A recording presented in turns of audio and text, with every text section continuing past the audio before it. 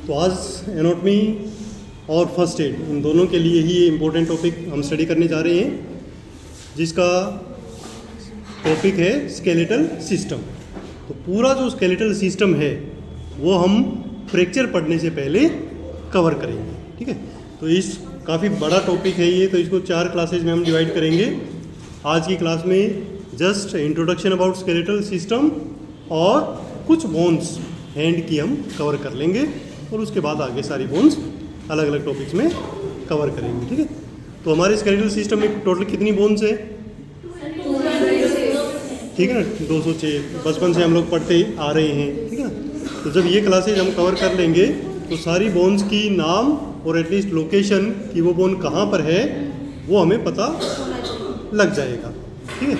क्योंकि जब हम फ्रैक्चर्स के बारे में स्टडी करते हैं और अगर मान लो हमारी हॉस्पिटल में ड्यूटी लगी हुई है, तो किसी फिजिशियन ने हमें कहा कि इस कैंडिडेट की ये बोन फ्रैक्चर है, नाम लिया और उसको थोड़ा सपोर्ट देना है।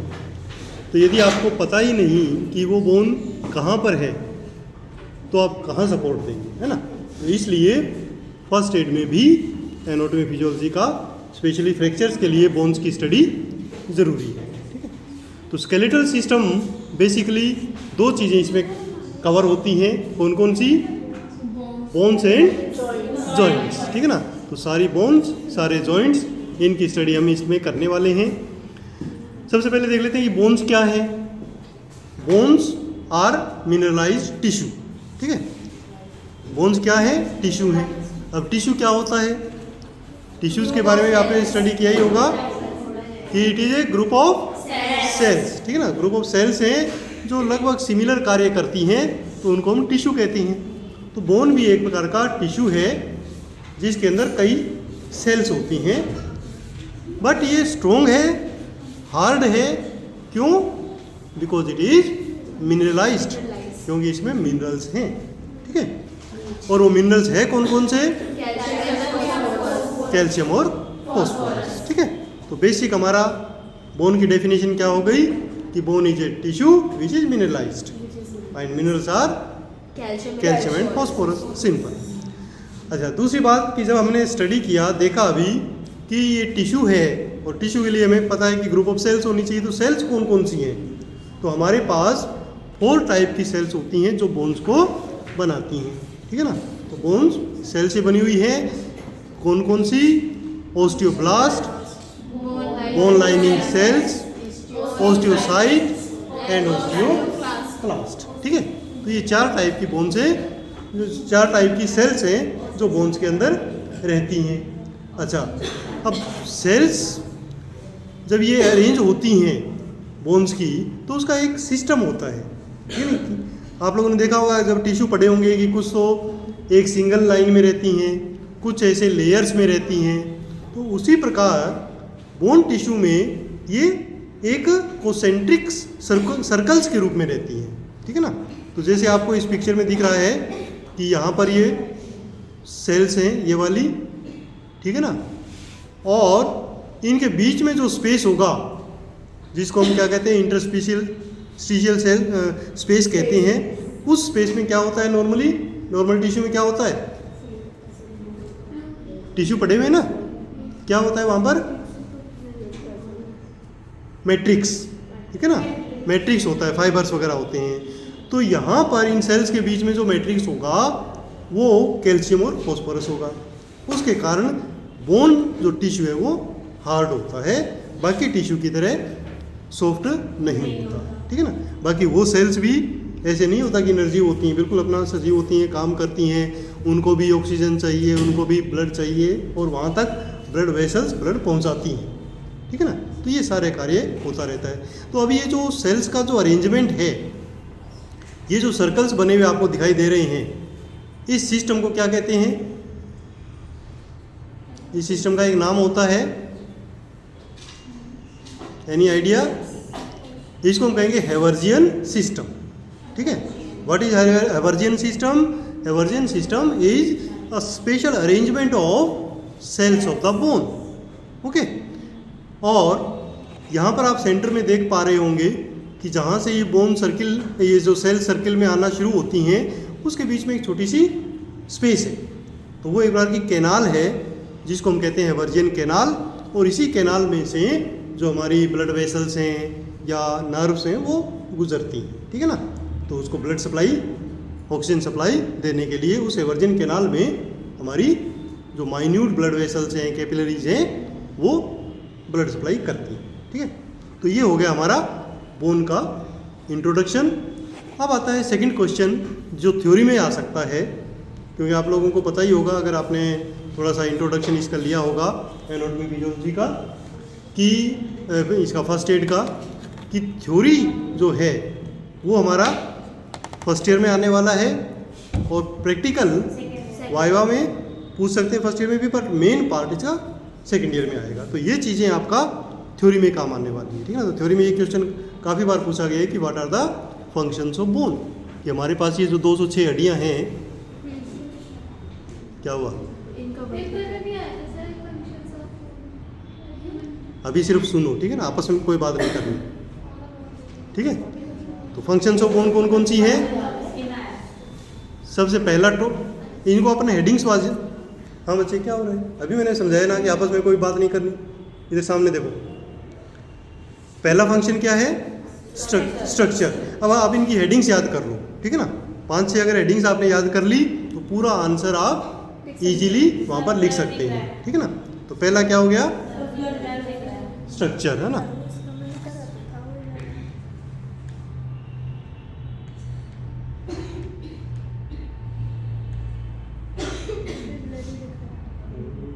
इसका और हो रहा, थोड़ा सा इसको पीछे करते हुए देखो,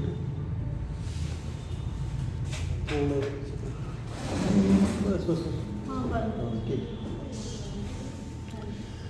तो स्ट्रक्चर में हम क्या लिखेंगे कि जो हमारी बॉडी है उसकी जो स्ट्रक्चर है वो इसी से बनती है, बोन से।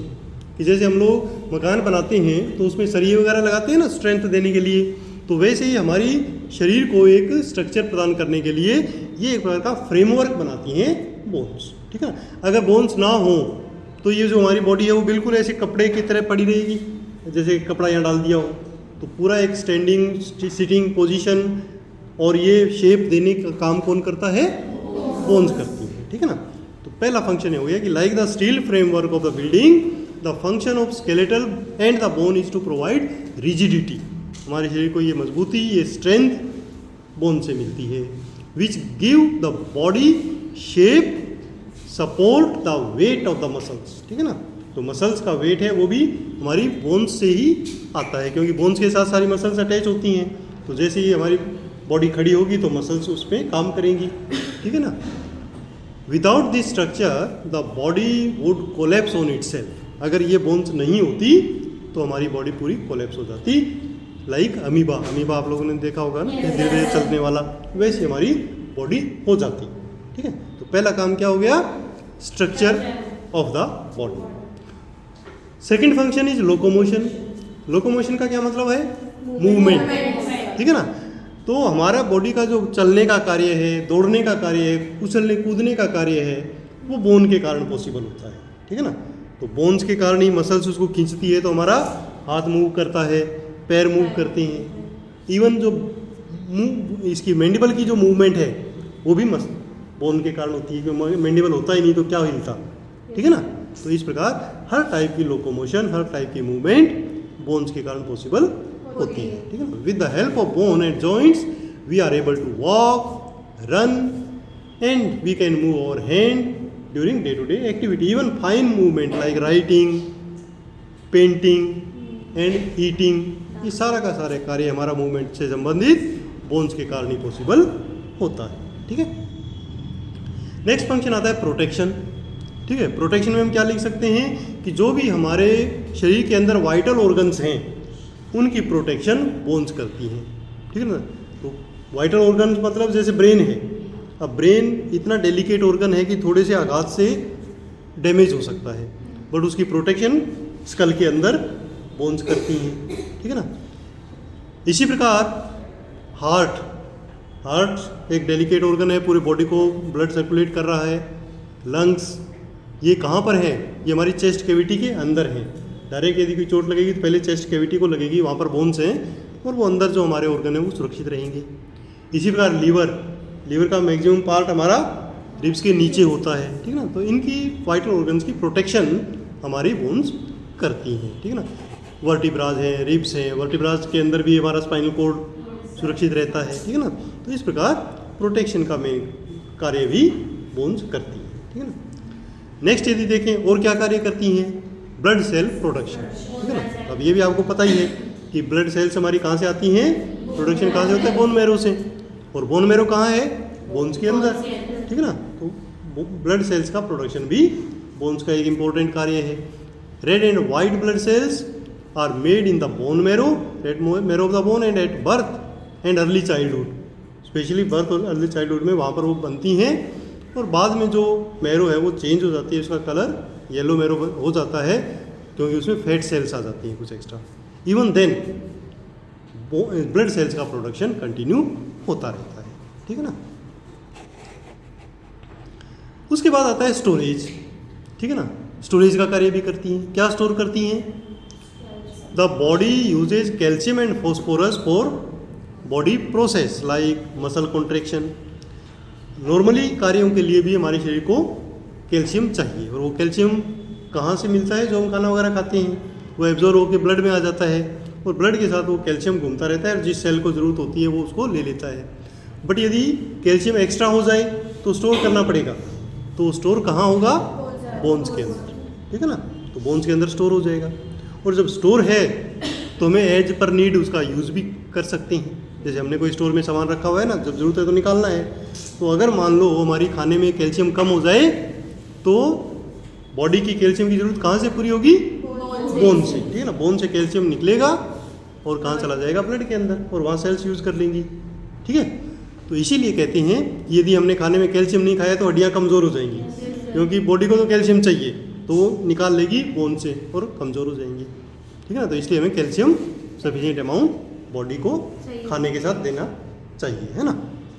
तो एक कार्य हो गया स्टोरेज का, एज पर नीड, ज़्यादा कैल्शियम है तो बोन्स में चला जाएगा, और बोन्स कम है तो बोन से निकलेगा, ठीक है ना। बट उसकी भी एक कैपेसिटी है, ऐसा नहीं कि आप भर भर के कैल्शियम खाते जा रहे हो, ठीक है ना। भर भर के कैल्शियम खाएंगे तो क्या साइड इफेक्ट हो सकता है, स्टोन बनने शुरू हो जाएंगे, है ना। तो as per need doctors prescription हमें लेना चाहिए। अच्छा, ये दोनों चीज़ों का स्टोरेज होता है, फॉस्फोरस का और कैल्शियम का हमारी बोन्स के अंदर, है। तो स्टोरेज का कार्य भी ये करती हैं। उसके बाद आता है टाइप्स ऑफ बोन, ठीक है ना। फंक्शंस ऑफ बोन एक काफ़ी इंपॉर्टेंट टॉपिक है, 5 या 7 नंबर का एक क्वेश्चन का इसका आ सकता है। नेक्स्ट क्वेश्चन आ सकता है टाइप्स ऑफ बोन कौन कौन सी, ठीक है ना। तो टाइप्स ऑफ बोन होंगी डिपेंडिंग अपॉन देयर शेप, कि वो दिखती कैसी हैं, ठीक है। तो दिखने के बेस पे, शेप के बेस पे हमारे पास बोन होंगी लॉन्ग बोन, ठीक है ना। लॉन्ग बोन क्या होंगी, दिखने में ऐसे लंबी सी लगेगी, जिसके 2 एंड होंगे और बीच में एक स्पेस स्ट्रक्चर होगी जिसको हम क्या कहेंगे, शाफ्ट, ठीक है ना। तो लॉन्ग बोन में एक शाफ्ट और 2 एंड्स होते हैं।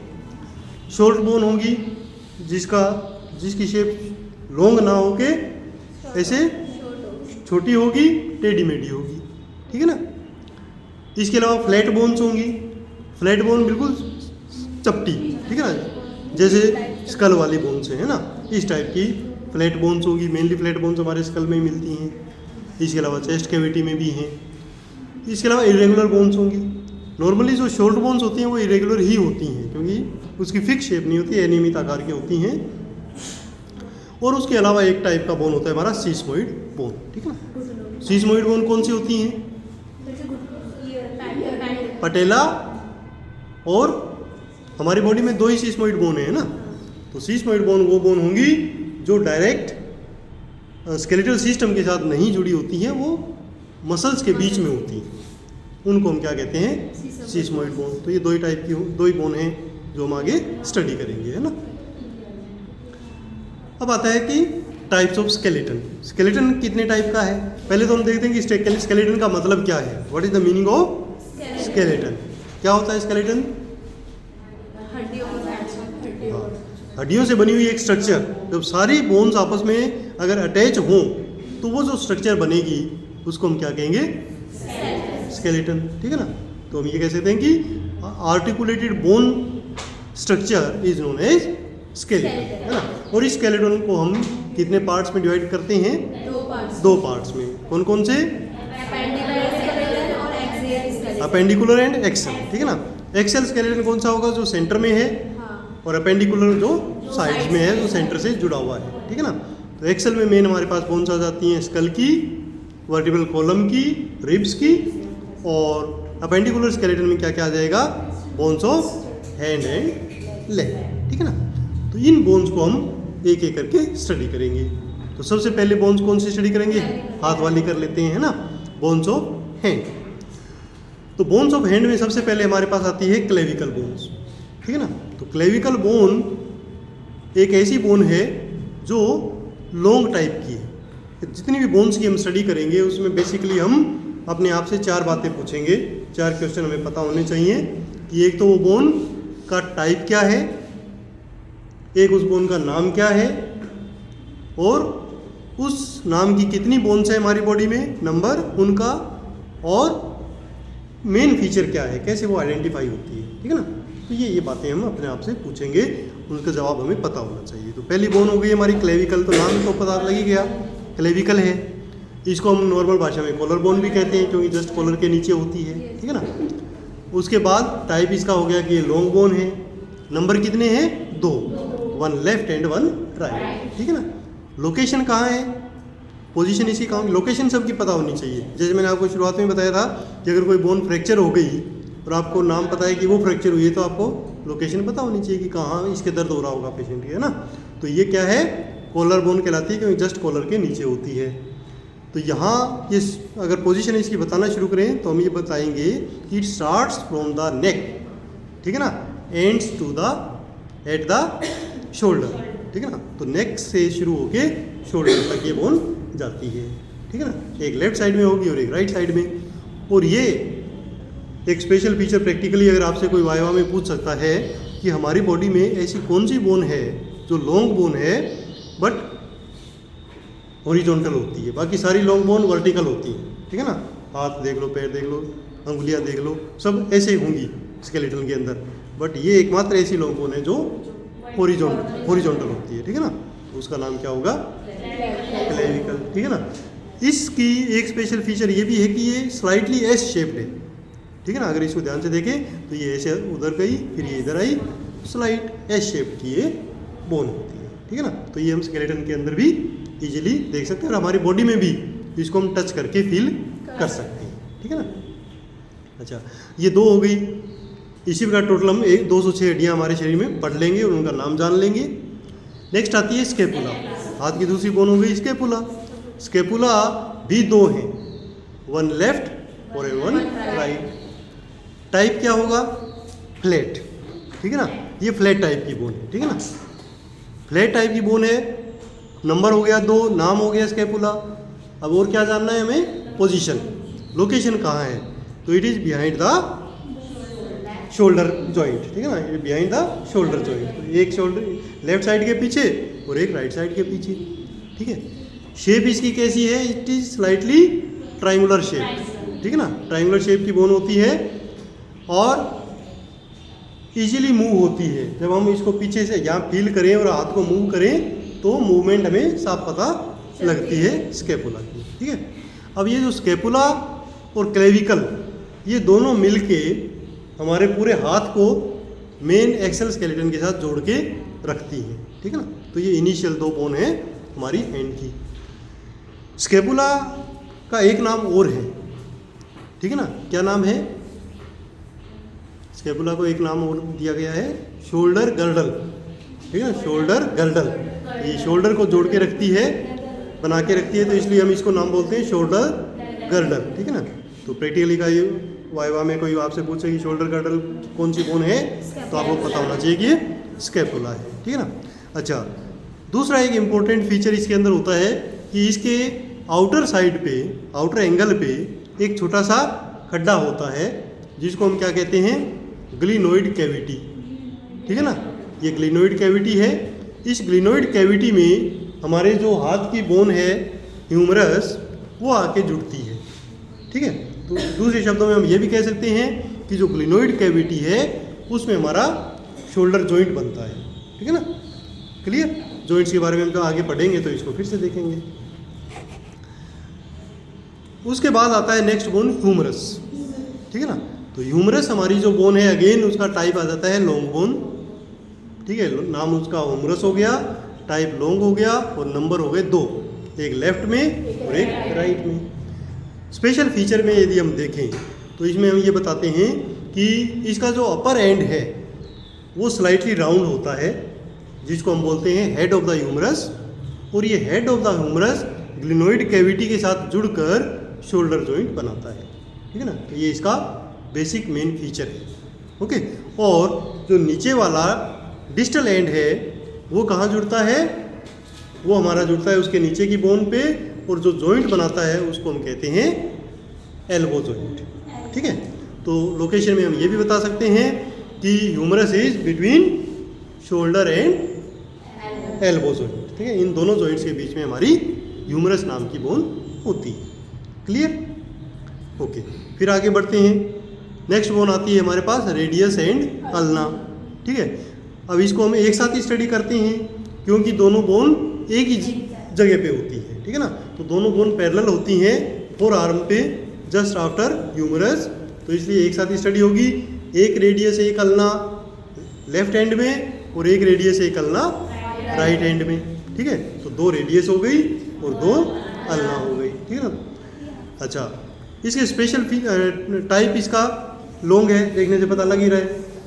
नंबर 2, ठीक है, 2 नंबर है, रेडियस भी 2 हैं, अल्ना भी 2 हैं, दोनों की टाइप लॉन्ग है और नाम भी हमें पता लग गए। अब स्पेशल फीचर में हम क्या ध्यान रखेंगे कि एक तो जो अल्ना है वो लॉन्गर देन रेडियस है। तो अगर आपके पास दोनों रखी हूँ प्रैक्टिकल में और पूछें कि कौन सी रेडियस है और कौन सी अल्ना, तो उनकी लेंथ देख लो। जो लंबी होगी वो क्या होगी, अल्ना होगी, और जो छोटी होगी वो क्या होगी, रेडियस होगी। दूसरा एक इम्पोर्टेंट फीचर कि जो रेडियस है उसके अपर साइड में एक बटन जैसी शेप होती है जो उसका हेड है, ठीक है। तो बटन जैसी शेप कहाँ पर है, यहाँ पर, तो ये क्या है, रेडियस है, ठीक है। इनसे हमने आइडेंटिफाई कर लिया। एक इम्पोर्टेंट फीचर और है क्या, कि जब आप पल्स लेते हैं तो वो हम रेडियस के ऊपर लेते हैं, ठीक है ना। तो पल्स ऐसे लेते हैं, रेडियस के ऊपर रेडियल आर्टरी जा रही है, उसके जब आप प्रेस करते हैं तो फील होती है। तो इसका मतलब जहाँ पर हम पल्स ले रहे हैं अंगूठे की साइड में, वहाँ पर क्या है, रेडियस है, ठीक है। और एक और तरीका आइडेंटिफाई करने का कि यदि हम ऐसे हाथ को फोल्ड करें और बिल्कुल टिप पर टच करें तो हम किसको टच करेंगे, अल्ना, तो ये अल्ना है। तो अल्ना पूरी ऐसे टच करते हुए आए तो लिटिल फिंगर की तरफ रहेगी और दूसरी साइड में क्या होगी, रेडियस होगी। तो इतने तरीकों से हम इनको आइडेंटिफाई कर सकते हैं, ठीक है। चलिए और आगे बढ़ते हैं। नेक्स्ट बोन आती है कार्पल बोन्स, ठीक है ना। कार्पल बोन्स ये ग्रुप है, ठीक है ना। वैसे बोन्स अलग अलग हैं बट सबको ही हम कार्पल बोन्स ही कहते हैं। कितनी बोन्स का ग्रुप है, 8 बोन्स का, ठीक है ना। तो 8 बोन्स हमारे पास लेफ्ट हैंड में है और 8 ही राइट हैंड में है। तो टोटल 16 कार्पल बोन्स होती हैं। टाइप कौन सा है, शॉर्ट एंड इरेगुलर, शॉर्ट भी है और इरेगुलर भी हैं। और पोजीशन कहाँ है, इन द, नहीं पाम नहीं, रिस्ट, ठीक है ना, कलाई, हिंदी में इसको हम क्या बोलते हैं, कलाई। तो ये थोड़ी सी दूरी पर, इतनी ही दूरी पर 8 बोन्स होती हैं। 2 लेयर में होती हैं, 4 ऊपर 4 नीचे, ठीक है ना। तो इतनी बोन पे, इतने एरिया में 10 बोन, बट इतने से एरिया में 8 बोन, ठीक है ना। तो ये भगवान ने ऐसे क्यों बनाया, क्वेश्चन आना चाहिए ना। इतनी दूरी में इतनी और यहाँ पर इतनी सी दूरी में 8 बोन लगाने की क्या जरूरत थी, एक लगा देते। मूवमेंट करना है ना। हाँ, क्योंकि यहाँ पर फाइन मूवमेंट होना है, बिल्कुल सही कहा इन्होंने। जहाँ भी आपको फाइन मूवमेंट चाहिए, लिखना है, सुंदर ड्राइंग बनानी है, तो मूवमेंट ज़्यादा चाहिए, सोफिस्टिकेटेड मूवमेंट चाहिए, इसलिए इतनी सारे जॉइंट्स यहाँ पर होते हैं, ठीक है ना। तो कलाई की मूवमेंट सबसे प्रिसाइज होती है, बाकी और कोई भी जॉइंट इस तरीके से फाइन मूवमेंट नहीं कर सकता, इसलिए यहाँ पर इतनी सारी बोन थोड़ी सी जगह में होती है, ओके। इनका अलग अलग नाम भी है बट वो नाम कई बार पूछते नहीं है, ट्रेपेजॉइड है, कैपिटेट है, हेमेट, पीसीफॉर्म, ट्रेपेजियम, स्केफोइड, ट्राइक्वेट्रम और ल्यूनेट, ठीक है ना। तो ये 8 हमारी होती हैं कार्पल बोन्स। और आगे बढ़े, नेक्स्ट बोन कौन सी आएंगी? मेटाकार्पल, ठीक है ना। मेटाकार्पल लॉन्ग बोन्स होती हैं, ठीक है ना। मेटाकार्पल कहाँ है? जो अभी आपने बोला था पाम, तो पाम में जो बोन्स हैं वो मेटाकार्पल हैं, जो अलग अलग वैसे हमें दिखाई नहीं देती हैं, बट यदि हम फील करें तो इस प्रकार फील कर सकते हैं, ये वाली है ना। तो 5 मेटाकार्पल हमारे पास होती हैं, 5 लेफ्ट साइड में और 5 राइट साइड में। तो टोटल कितनी मेटाकार्पल हो गई? 10, ठीक है। टाइप कौन सा हो गया? लॉन्ग बोन, ठीक है ना। टाइप लॉन्ग बोन होगा। क्या हुआ? समझ आ रहा है? नहीं तो इसको फिर एब्जॉर्ब कैसे कर रहे हो? आइज बंद करके। 10 आपके पास क्या हो गई? मेटाकार्पल, है ना। लोकेशन भी पता लग गई, इन द पाम, ठीक है। अच्छा, इनकी नंबरिंग के लिए एक स्पेशल क्वेश्चन आता है, पूछते हैं कई बार प्रैक्टिकल में कि कौन सी 1 है और कौन सी 5 है। तो इसकी काउंटिंग हमेशा अंगूठे की तरफ से शुरू होती है। तो ये वाली फर्स्ट होगी और ये वाली 5th होगी। 1 2 3 4 5 ऐसे इनकी नंबरिंग देते हैं, है ना। ओके, नेक्स्ट आती है फेलेंजीज, ठीक है। अब फेलेंजीज जो हैं वो कितनी है? 14 इन 1 हैंड। तो 14 लेफ्ट में और 14 राइट में। तो टोटल कितनी बोन हो गई फेलेंजीज? 28, है ना। अब 28 फेलेंजीज हैं और इनका टाइप क्या है? लॉन्ग, ठीक है। लॉन्ग बोन है बट वैसे छोटी हैं, बट टाइप लॉन्ग ही होगा क्योंकि इसमें सेम फीचर है, 2 एंड है और बीच में शाफ्ट है। हर अंगुली में 3 फेलेंजीज होंगी जिसका नाम होगा प्रोक्सिमल, मिडल एंड डिस्टल। तो ये जो पहले वाली होगी ये प्रोक्सिमल होगी, ये मिडल होगी और ये डिस्टल फेलेंजीज होगी। अंगूठे में केवल 2 ही होंगी, प्रोक्सिमल एंड डिस्टल, वहाँ मिडल नहीं होती है, ठीक है ना। तो इस प्रकार हमारे पास 14 एक हाथ में होंगी, ठीक है, क्लियर।